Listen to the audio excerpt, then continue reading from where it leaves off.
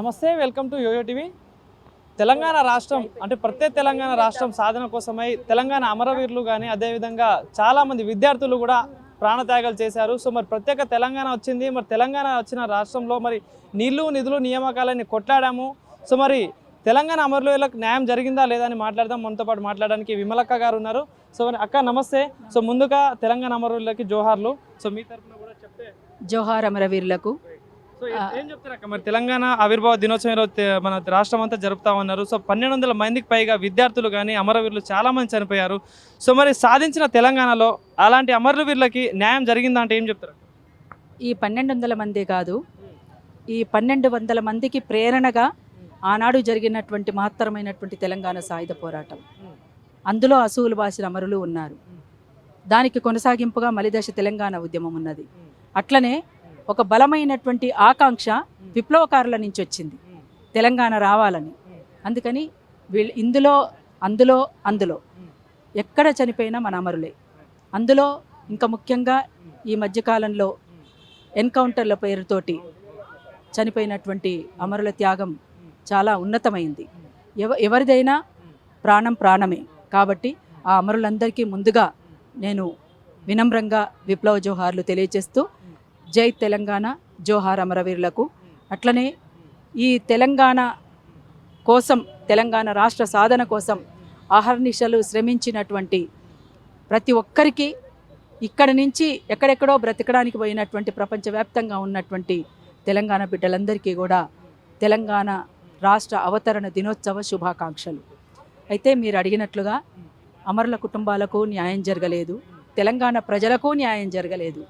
ఎందుకంటే భౌగోళిక తెలంగాణ మాత్రమే వచ్చింది. మనం కోరుకున్న తెలంగాణ ఇంకా రాలేదు. ఆ తెలంగాణ మనకు రావాలంటే ఒక స్వేచ్ఛాయుతమైనటువంటి వాతావరణం ఉండాలి, ప్రశ్నించే గొంతుక ఉండాలి, నిరసన తెలిపేటువంటి అవకాశం ఉండాలి. అంతేకాకుండా ఇక్కడ సంపద అంతా ఇక్కడ ప్రజలకే చెందాలి, ఇక్కడి వనరులన్నీ ఇక్కడ ప్రజలకే చెందాలి, ఇక్కడ భూములన్నీ దళిత బహుజనులందరికీ రావాలి. కానీ ఇంకా కొద్దిమంది చేతుల్లోనే కేంద్రీకృతమై ఉంది భూమి అంతా కూడా. అంతేకాకుండా ఇంకా వలసముక్త తెలంగాణలోనే ఉందాం. ఇంకా వలస నుంచి ఇంకా విముక్తి కాలే తెలంగాణ. ఆనాడు తెలంగాణ రాష్ట్ర సాధన కోసం మనం ఏదైతే డిమాండ్ పెట్టినామో, వలస విముక్త తెలంగాణ కావాలనుకున్నామో, ఇంకా వలస విముక్త తెలంగాణ కాలేదు. ఇంకా ఎవరి కబంధ హస్తాల్లో ఉండాలో వాళ్ళ కబంధ హస్తాల్లోనే ఉంది.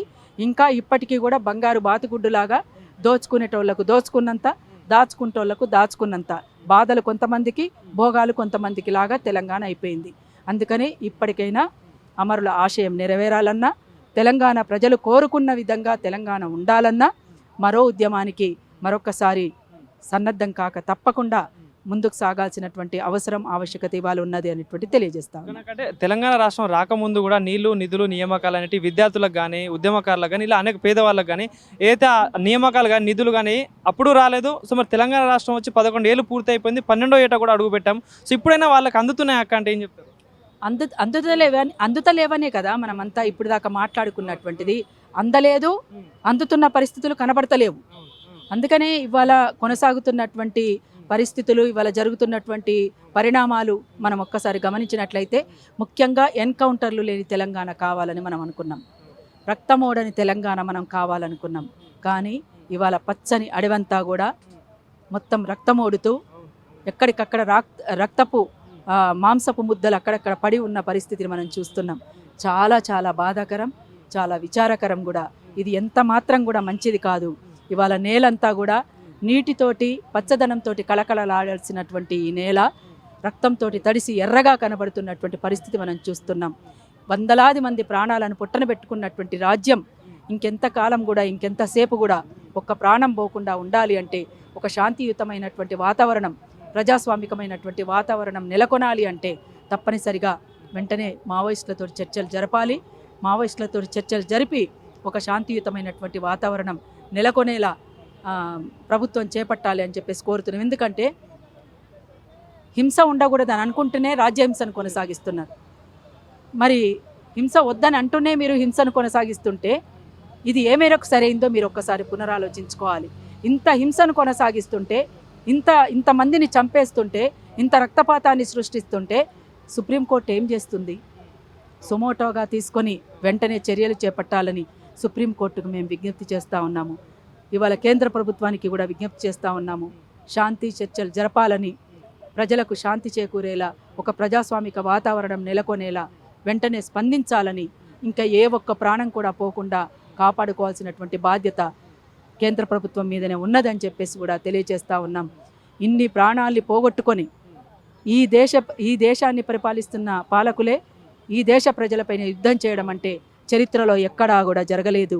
అందులో మీరు విజయం పొందినట్లుగా వికటాట్టహాసం చేస్తూ, డాన్సులు వేస్తూ, విచ్చలవిడిగా ఫోటోలు దిగుతూ వాటిని సోషల్ మీడియాలో మీరు ప్రచారం చేసుకోవడం అంటే ఇంతకంటే దౌర్భాగ్యం ఇంకొకటి లేదు అనేటువంటిది తెలియజేస్తూ ఉన్నాం. అందుకని ఎంత మాత్రం కూడా సరైనది కాదు. బ్రిటిష్ వాళ్ళు కూడా ఇట్లాంటి పని చేయలేదు. ఇది మన దేశం కదా, మన దేశంలో ఉన్న బిడ్డలు కదా. నక్సలైట్లు అంటే పైనుంచి ఊడిపడ్డ వాళ్ళు కాదు కదా. ఈ సమాజంలో ఉన్నటువంటి అసమానతలు, ఆకలి, దోపిడీ, పీడన, వివక్షత, కులము, మతము, ఇన్ని సమస్యల పరిష్కారం కోసం ఆవిర్భవించినటువంటి వాళ్ళే నక్సలైట్లు. కాబట్టి ఇవన్నీ లేకుండా చేయాలి అని మీరు అనుకోవాలి, కానీ మీరు ఇవన్నిటికీ పరిష్కారం మీరు చూపితే అసలు నక్సలైట్ల అవసరమే లేదు. అందుకని మీరు ఇదంతా ఆలోచించాలని చెప్పేసి తెలియజేస్తూ ఉన్నాం. Thank you.